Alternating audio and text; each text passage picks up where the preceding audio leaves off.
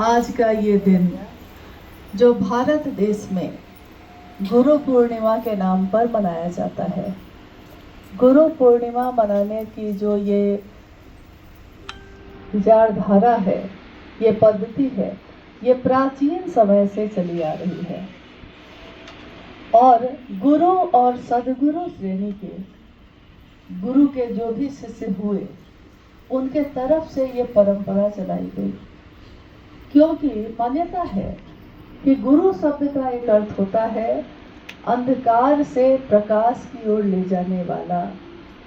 इसमें गुरु शब्द का अर्थ जो शाब्दिक अर्थ है वो है कि गु मतलब अंधेरा, अज्ञान, रू मतलब रोशनी, ज्ञान, अज्ञान से ज्ञान की ओर ले जाने वाला, अंधेरे में पड़ी जीवात्मा को रोशन करने वाला, रोशनी से भर देने वाला जो गुरु होता है। और जिनकी परंपरा हमारे देश में शरीरधारी गुरु के रूप में चलती आई है। तो सारे शिष्य इस एक दिन को कृतज्ञता के रूप में मनाते हैं, अपने गुरु को गुरु दक्षिणा देने के दिन के रूप में मनाते हैं। जो गुरु और सदगुरु श्रेणी के गुरु हैं उनके शिष्यों के तरफ से ये परंपरा तो मनाई गई। आदि गुरु शिव जो जगत के गुरु हैं, तो आदि के नाम से ही स्पष्ट है। आदि मतलब प्रारंभ, जहां से शुरुआत हुई, जहां से प्रारंभ हुआ। तो जब प्रारंभ होगा किसी भी सत्ता का, तो जब तक सामने दो सत्ता नहीं होगी उसका वो रूप स्थापित ही नहीं होगा। आदि गुरु शिव हुए तो उनकी कोई शिष्य होगा, कोई तो होगा। जब तक कोई शिष्य नहीं होगा वो गुरु होंगे कैसे? आदि गुरु शिव की प्रथम शिष्या माँ भवानी स्वयं है, भगवती, शिव की अर्धांगिनी, शिव की शक्ति। लेकिन शिव के ज्ञान दाता स्वरूप से उनको जब ज्ञान लेने की जरूरत है तो वहां माँ भवानी को भी शिष्य के रूप में ही आना पड़ा। इसीलिए आदि गुरु शिव की प्रथम शिष्या भवानी को कहते हैं, भगवती को कहा जाता है। और ये शास्त्रों में या हमारे ऋषि मुनि के द्वारा बताया गया कि शिव ज्ञान के दाता है, बाकी सब प्रदाता है। महादेव ज्ञान देते हैं तो उनसे ज्ञान लेकर कोई दुनिया को ज्ञान देता है। तो दाता यहाँ कौन है?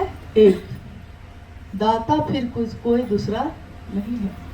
प्रदाता बहुत लोग हैं, असंख्य लोग हैं, अलग अलग धाराएं हैं ज्ञान की, बहुत सारे लोग हैं।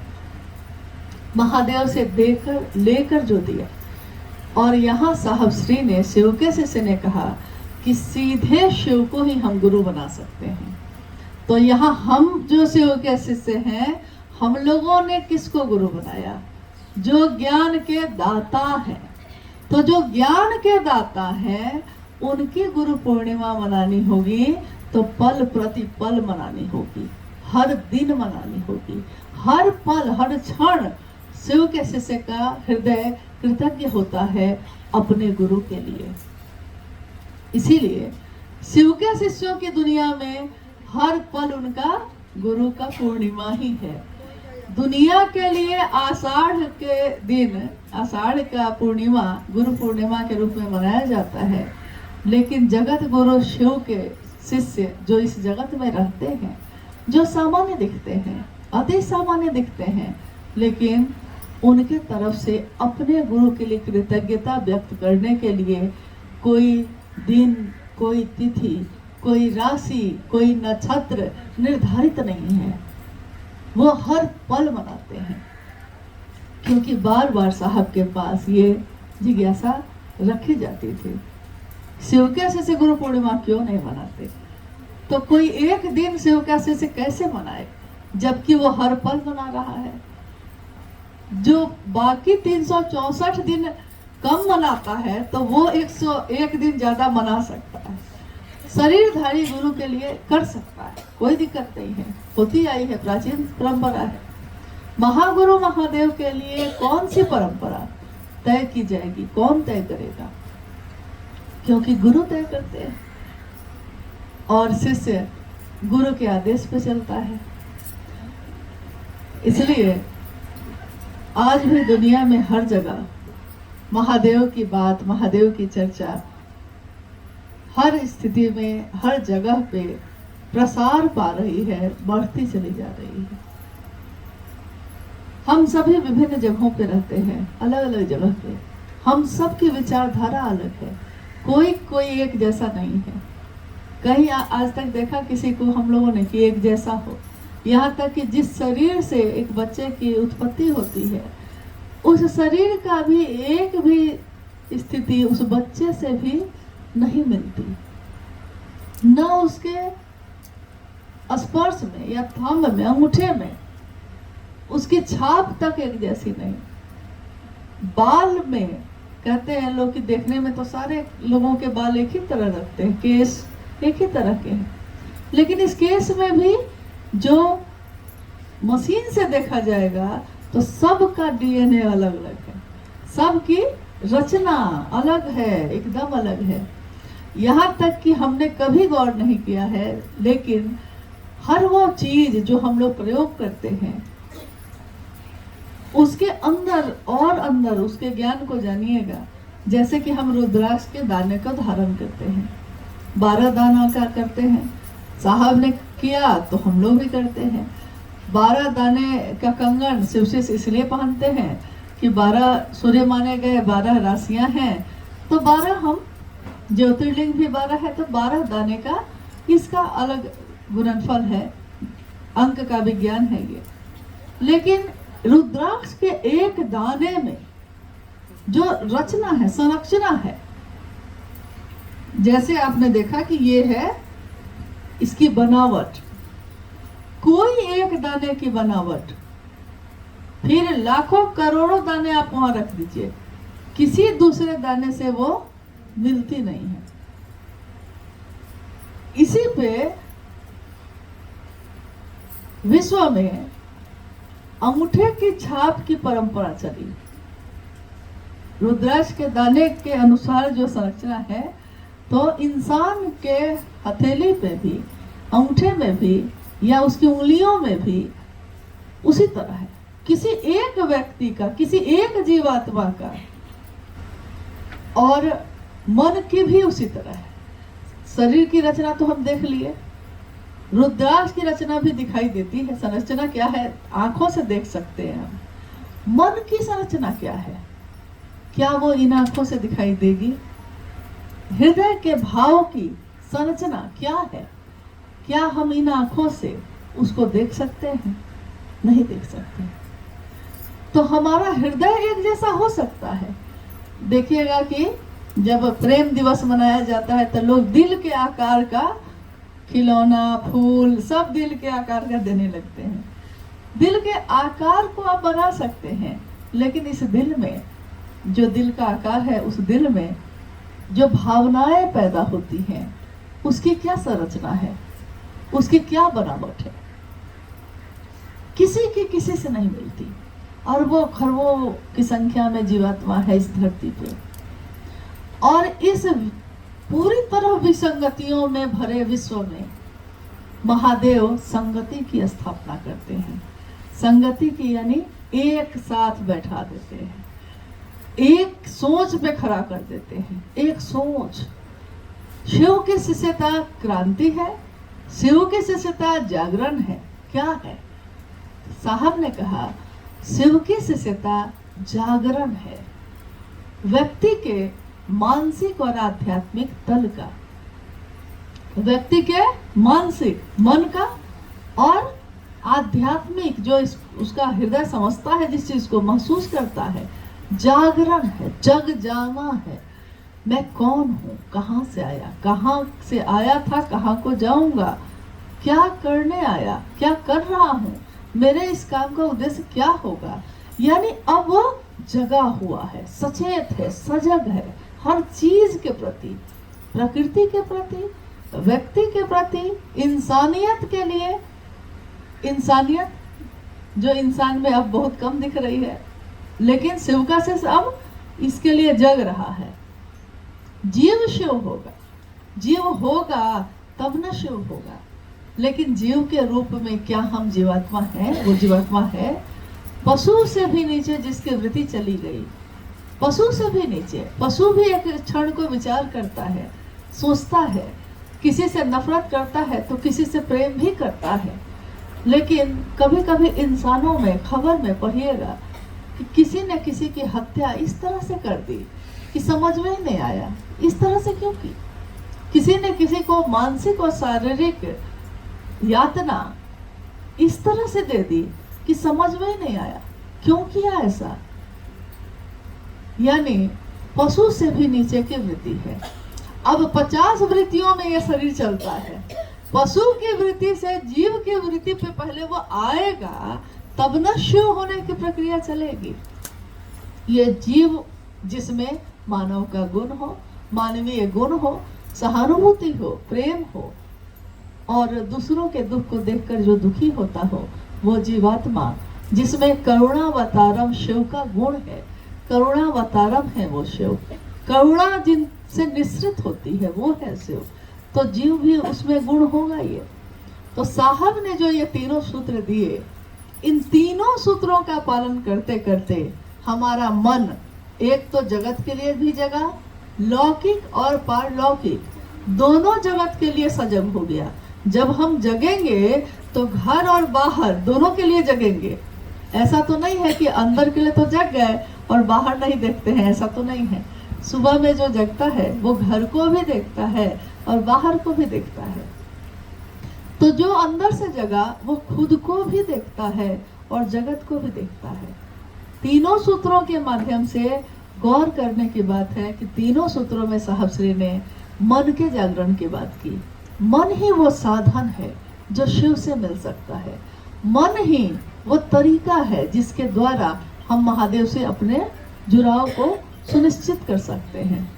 मन ही मन, पहले सूत्र में हम सब कहते हैं, हे शिव आप मेरे गुरु हैं, मैं आपका शिष्य हूँ, मुझे शिष्य पर दया कर दीजिए। हम लोग सब कहते हैं, प्रतिदिन मन में कहते हैं। क्या हमारा मन जिस चीज के बारे में, जिस बात को बार बार दोहराता है, हमारे मन में वो कितना गहरा है? बाहर से दोहराना, अंदर से दोहराना, दोनों में बहुत भारी अंतर हो जाता है। बाहर से हम कह रहे हैं माँ जी बैठिए, माँ समझ नहीं रहे हैं। बाहर से हम कह रहे हैं भैया, भैया कहाँ समझ रहे हैं? भैया दुख में है कि सुख में है, हम पूछने भी नहीं जाते। एक शिव गुरु महोत्सव में साहब श्री ने कहा कि मुझसे छोटा भी कोई है, लेकिन वो क्या खाता है, क्या पीता है, मुझको पता नहीं। मैं किस सुख में हूँ, मैं किस दुख में हूँ, उसको पता नहीं। एक ही माँ के गर्भ से पैदा हुए, लेकिन भाव सो गया, भाव सो गया भाई का भाई से, तो कोई फर्क नहीं पड़ता कि हम कैसे जीते हैं।